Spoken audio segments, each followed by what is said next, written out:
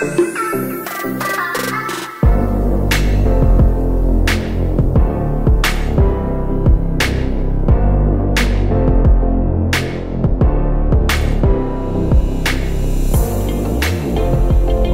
the time has come for me to sell my Volvo C70. So welcome everyone to another gem spotting video, and it's a bit of a sad one because I need to sell this car, and those of you who subscribe to the video may recognise it as the feature car on the channel. It's like a picture of it on the channel, and it's the time, I'm afraid, has come that I need to actually sell it.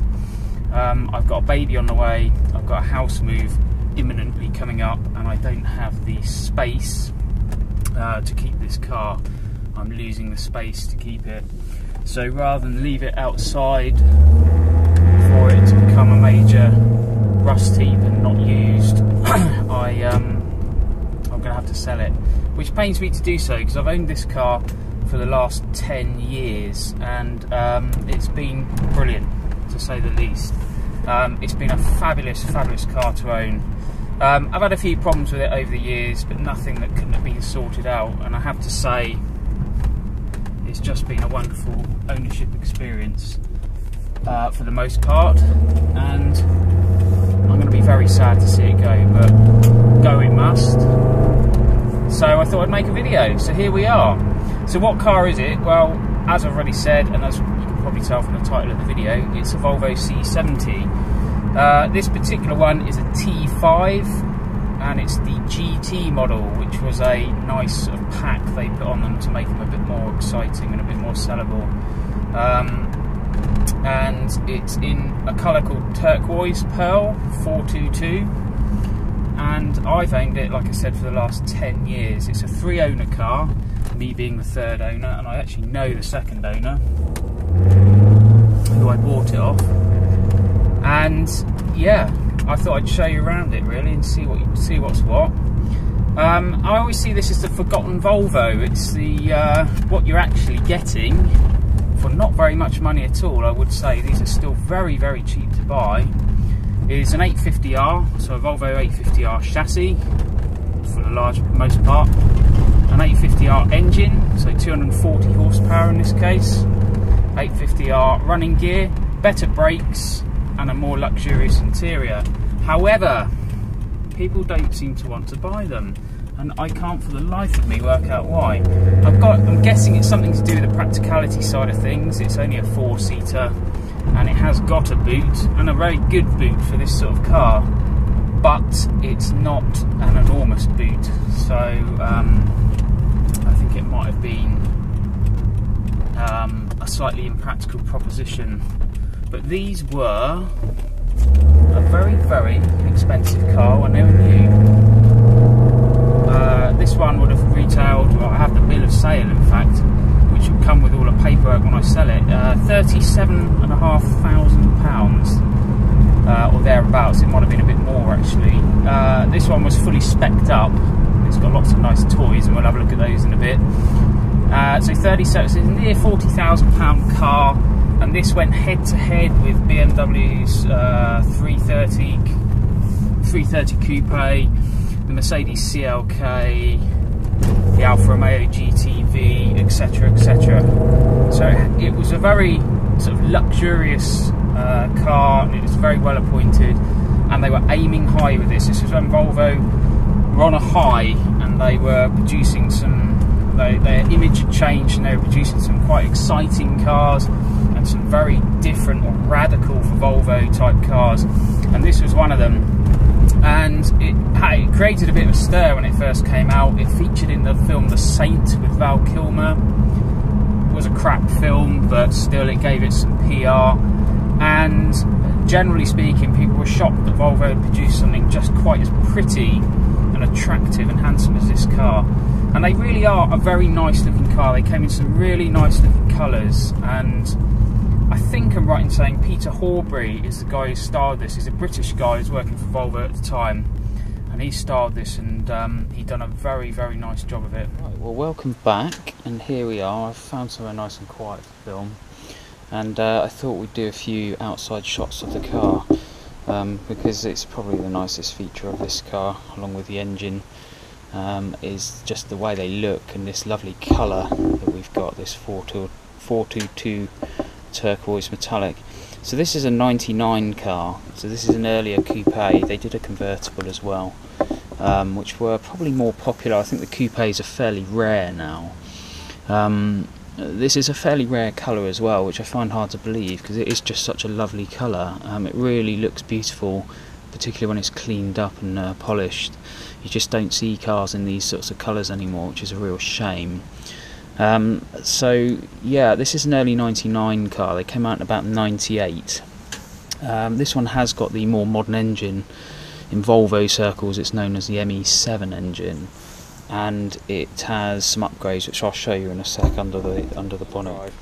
So if we take you around, some of the options that I fitted to this one, we've got these new crystal lights on there and the indicators. They're a bit wet at the moment because it's a bit damp out here. These are fitted to the later cabriolets, not the coupes, but I fitted them to this because they just look a lot nicer, and they actually work a lot better as well than the earlier sort of a more old-fashioned light lens. Also we've got this what Volvo nerds like to call the egg crate grille. This is the sporty grille. This is a genuine Volvo article. You can buy sort of cheapo versions of said grille. Not as nice. This is a proper Volvo one that's been fitted, and again it just makes the car look a bit nicer from the front end. One of the problems we've got coming up here is the lacquer is starting to go on the bumper. Be an easy job to fix. It's just something I've never had the time to sort out really, and because it's been a working car, really a working classic, I've not had the time or the inclination to do it. It's only the top layer. I'm sure it could be sorted fairly easily. And then as we go round, this car also, over the 850R, people always forget that these actually had a larger brake disc diameter. These are 302 mils. I think the 850R was fitted with 288 mils. So these have better brakes than the 850s. I think they fitted these to the later V70s, like the R models, etc. But this GT pack definitely has the bigger brakes, which certainly work a lot better. Needs a couple of new tyres on the front. They are legal, before anyone complains. There's plenty of tread. They're not on the wear markers, but they are due to be replaced. Again, it's something the new owner will have to do. I don't know if it comes out on the camera. This passenger door has actually been replaced by me.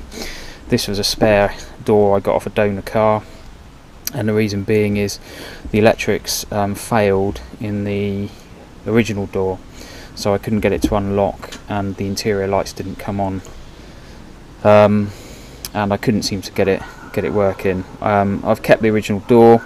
All I need to do, or the new owner should I say, will need to do, is put the electrics from the original door back in this door. It's not a big job, I just don't have the time. So the original door would come with the car if people are looking to buy this thing.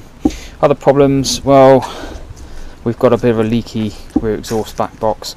This is the original exhaust. It's now 21 years old, and unfortunately the back box has got a hole in it, so it blows a little bit. It's not unduly loud. It has been patched up once before, but really a nice new stainless steel exhaust system would be preferable for this particular car. You can get one fairly cheaply, less than £200, because it's only the rear section that needs doing. The rest of the exhaust is very good, and the rear tyres are fine as well. Big boot, I'm not going to open that, you don't want to see in there, but a big boot for a coupe. It has a ski hatch, which is handy, and but the back seats don't go down, I'm guessing to keep it fairly rigid. Bodywork's pretty good. There's no real dents to speak of, but the lacquer is starting to lift on this rear corner. The car had some repair work done many years ago. I think it was only about 2 or 3 years old, and someone biffed this rear panel, and it had this rear 3/4 painted. I have to say it's been done very well. There's no overspray or anything, but I know it's been repainted because there are signs to say it has been. Very sadly the lacquer is peeling on here, so that would need touching in, but I don't even know if it comes out on the camera. but actually it's not really that bad at all, and you don't really notice it.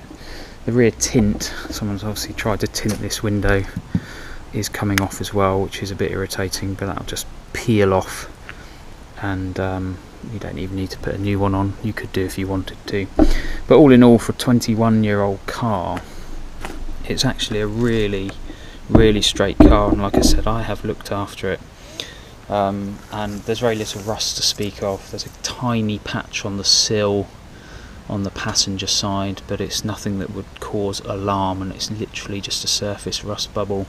It's been touched in about 2 years ago, and it's just starting to show through again now. So yeah, a little bit of bodywork needs doing, but nothing too major. What we'll do now, I think, is we'll have a look at the engine. Right, so here it is in all its glory. This is the Volvo T5 unit.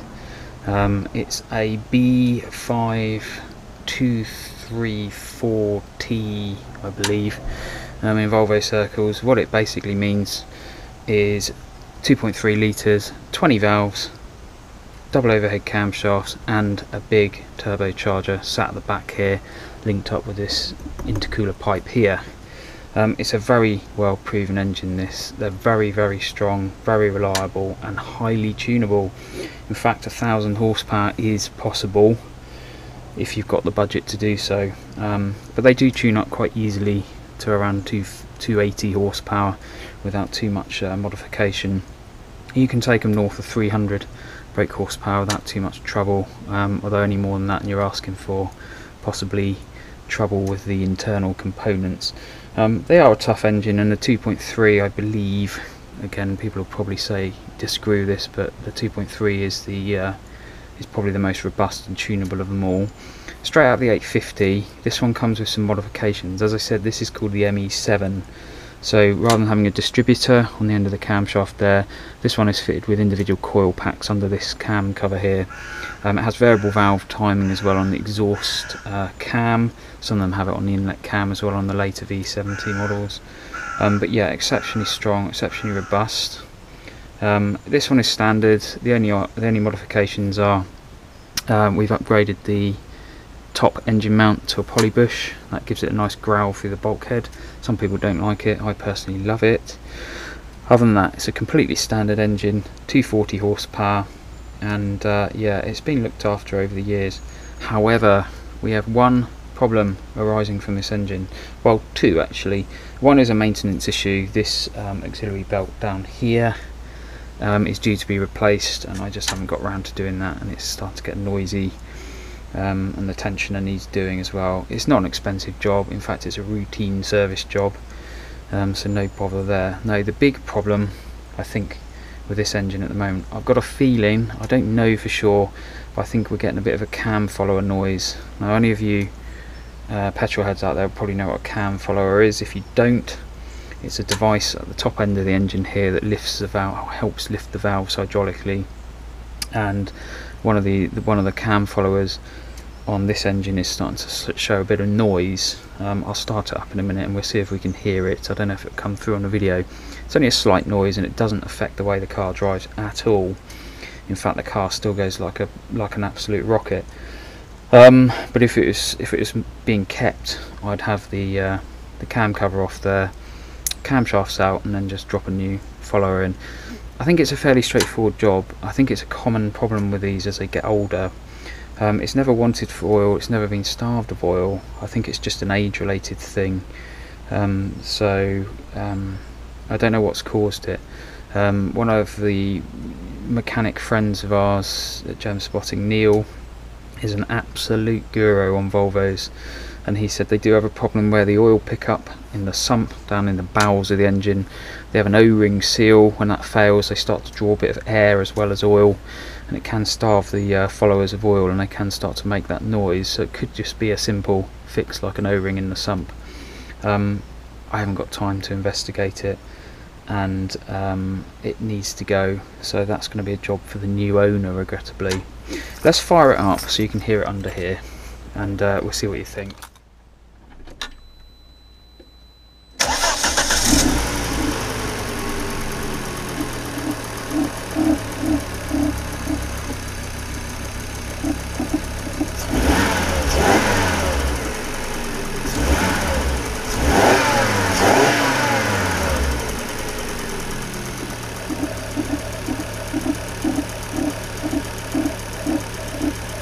there we go. As the revs settled down, I don't know if it's very, very quiet. I don't know if you can hear it, but it's definitely coming from this side of the engine. We've got just a slight tick, slightly worse when it's cold. Now it's warmed up, it tends to go away, but it would be something that I'd be looking into, just because this car has such a good maintenance record. I think it's something I would want to keep on top of. So, but there we go, 2.3, running lovely, nice and smooth, no misfires, no nothing. It's always had genuine parts fitted, it's got genuine spark plugs, genuine cam belt, genuine water pump, genuine tensioners, genuine everything. It's really wanted for nothing, and it's always been run on good oil. There's no breather issues, which is another problem with these engines. If we pull a dipstick out here, if you get smoke out the dipstick, we know that the crankcase ventilation system that's fitted to this particular engine, and they are prone to blocking up if they've been run on bad quality oil. We know if it's blowing back through the dipstick, we know it's got problems. As you can see, this one, absolutely no problems whatsoever. And I've never had a problem with it, and that's because of the regular oil changes and the quality of the oil that's been put in it. So I figured no gem spotting video is really complete without some exhaust noise. I don't know if it's picking up that exhaust blow, but it's not too horrendous actually. I don't know if it's coming out in the video, but they do have a nice exhaust note, these, particularly if you fit a decent exhaust to them. Standard exhaust, not quite so exciting, but we'll give it a few revs and see what you think.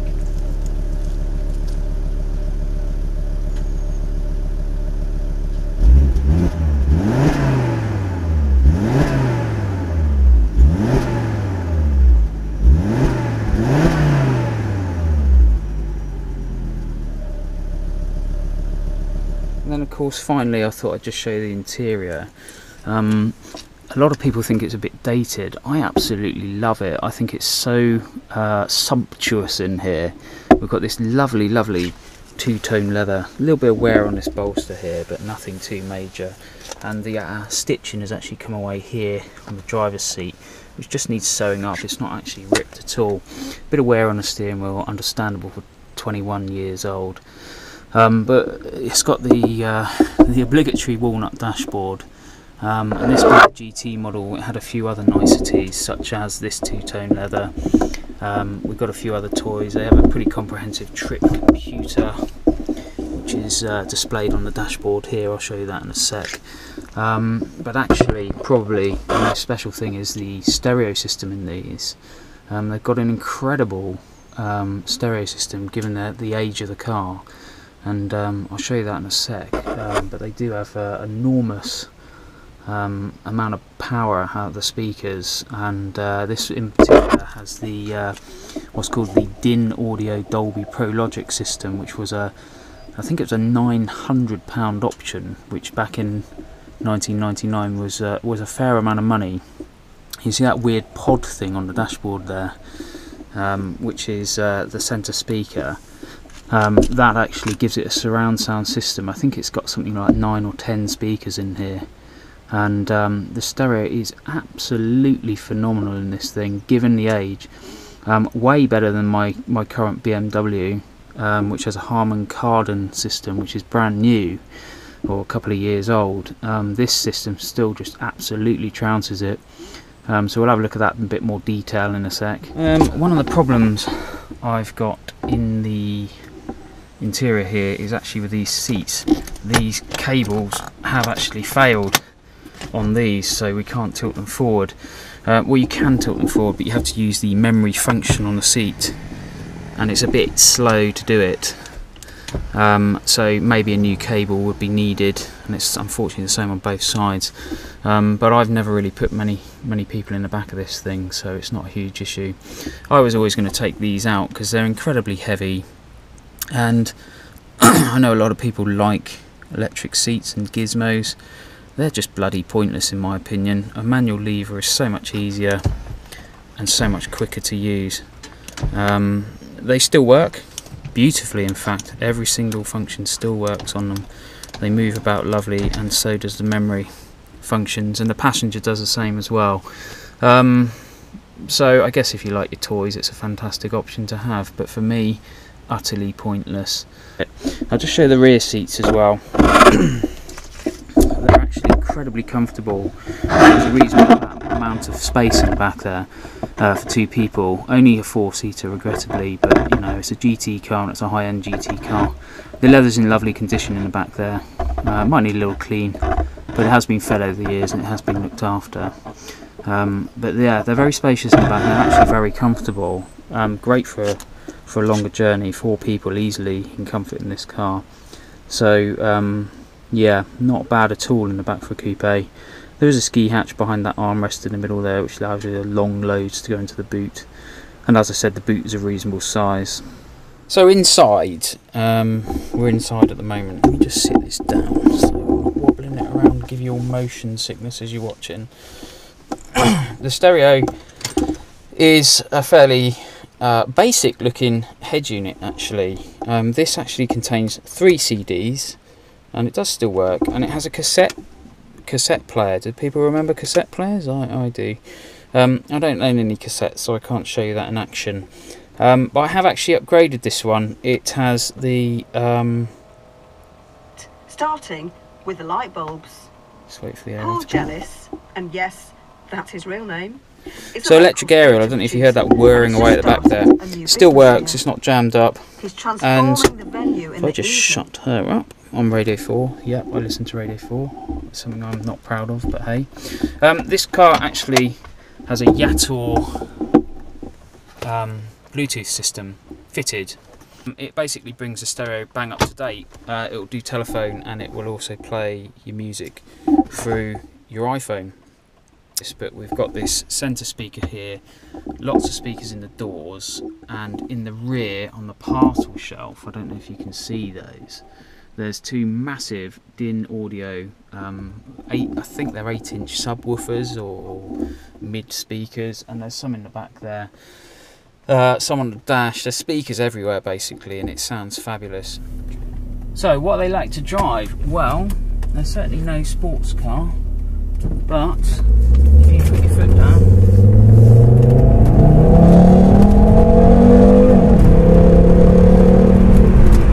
they really shift. I better just slow that down because that is way too quick. So it can get you into trouble pretty quickly, and they do sound pretty nice when you go for a drive in them. They do like to break traction pulling away. Even with the traction control system, as I've said, it's fairly dim-witted, so they are a bit of a handful perhaps with front wheel drive.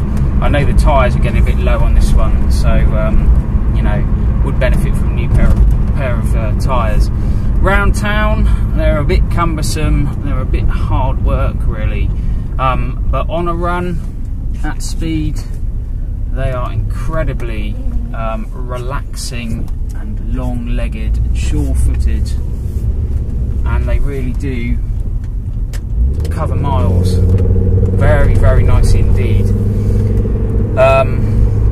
Handling is not what you'd call sports car. It's definitely not a sports car, it's a GT, and even then something like a BMW 3 Series or possibly a Mercedes CLK even would probably run rings around it in terms of handling.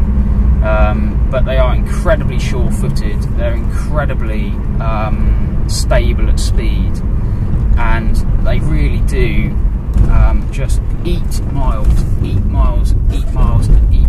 as you're going along.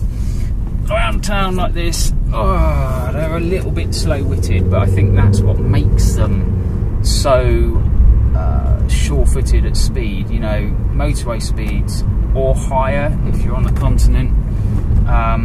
They really do feel safe and strong at those sorts of speeds. They're not horrendous around town, but like I said, the fuel economy really does struggle, and it's much happier out on the open road. That said, the automatic transmission does make it very nice in traffic. It still pulls really well, this one, and it will still scare the hell out of you if you wanted to. As I just showed back then, they really do accelerate quite hard when you want them to, but it's that in-gear acceleration where they really shine. It's not off the mark so much, particularly the automatic transmission. It's when you're at cruising speed and you want to overtake something, it will kick down and pull hard. and overtaking is an absolute breeze in this. It really doesn't struggle with slower moving traffic. It can get past very quickly and very safely, which is a nice thing. The brakes, I said they were the enlarged discs. They're okay. They're ventilated on the front, 302 mils, and discs on the rear with a handbrake drum built into the disc. The handbrake works great, there's no issues there, but unfortunately I don't know, the braking system compared to a modern car, they're probably a little bit wooden these days, and there's probably scope for some improvement there. Maybe some better pads, and maybe some better performance brake parts, maybe some better calipers or the like fitted. But yeah, for the most part, they drive really well. And one thing you notice with these is even when they're old and they've got a lot of mileage on them, they still really drive very nicely. And even if parts are sort of starting to age, particularly engine components, they still drive really well.